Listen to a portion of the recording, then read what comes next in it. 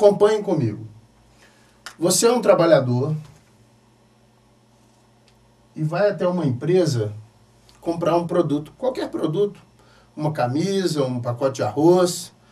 Diga-se de passagem, os alimentos da cesta básica são altamente tributados. As indústrias brasileiras são altamente tributadas. Você comprar um carro, você comprar uma camisa, se você comprar um hortifruti no varejão, você está pagando imposto. Ou seja, esse dinheiro ele é encaminhado para o governo. Cerca de 35% de tudo que nós compramos, negociamos, que é produzido, é encaminhado para o governo. Governo esse que deveria trazer para o consumidor, com esse recurso, boas escolas, boas estradas, bons hospitais, alimentação de primeira qualidade, moradia. Aliás, são promessas de todo candidato. Só não explicam como vão fazer isso. E a maioria das vezes, desde as diretas já, onde eu me entendo por gente, politicamente falando, que eu escuto a mesma promessa: saúde, educação e segurança. E nós não vemos isso acontecendo. Não existe isso no nosso Brasil.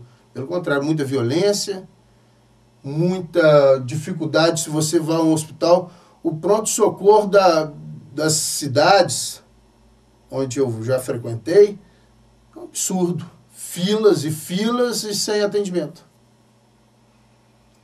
Por quê? Só para registrar. Há poucos dias atrás, um impostômetro que colocaram lá em São Paulo, um medidor de impostos, atingiu a cifra de 1 bilhão. 1 bilhão, não estou falando milhão, não. bilhão de reais de imposto. Onde está indo para esse imposto? Seria para o mensalão do DEM? Seria para a máfia das ambulâncias? Seria para obras superfaturadas?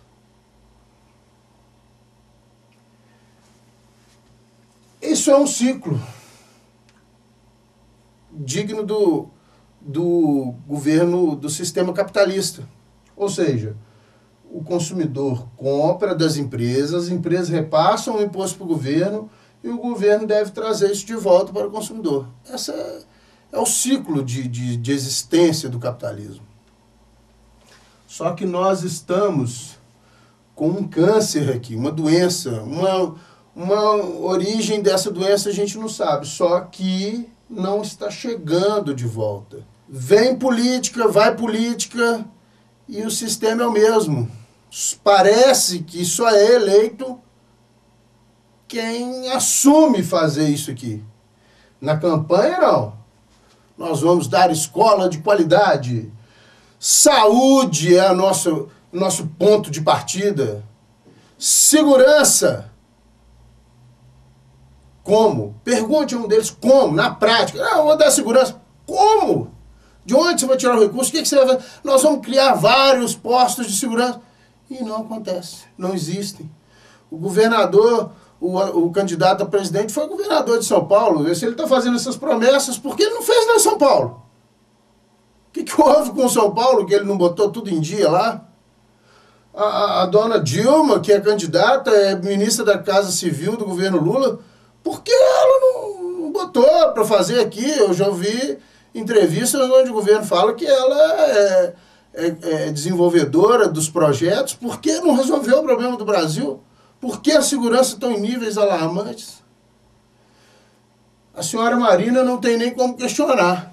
Acho que deve ser uma boa, nós não vimos ainda. Mas aponta, por favor, senhora Marina, como que a senhora vai dar isso? Mas assim, nitidamente, por A mais B, como? Eu vou explicar como. O Partido Abrigo de Ideias vai te explicar como nós vamos fazer isso na prática, com atos claros.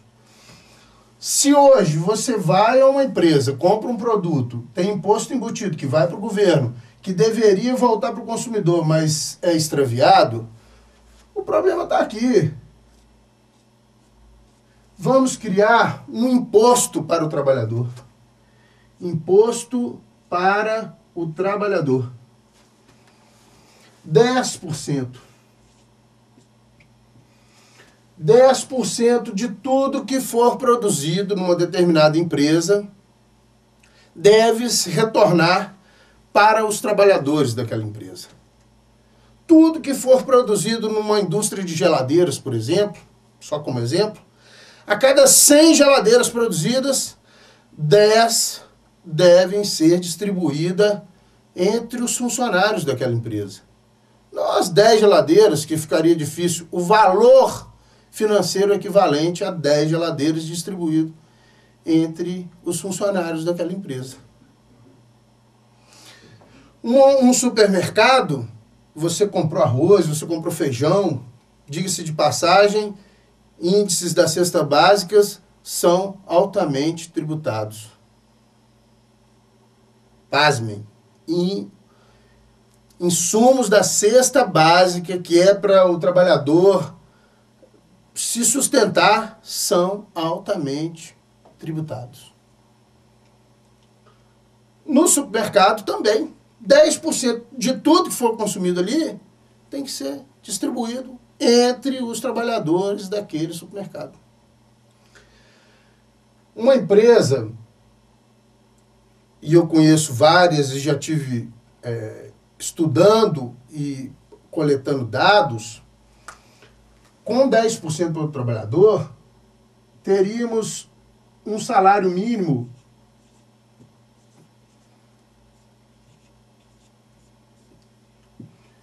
de R$ 1.500. Imagine 2 pessoas trabalhando na casa.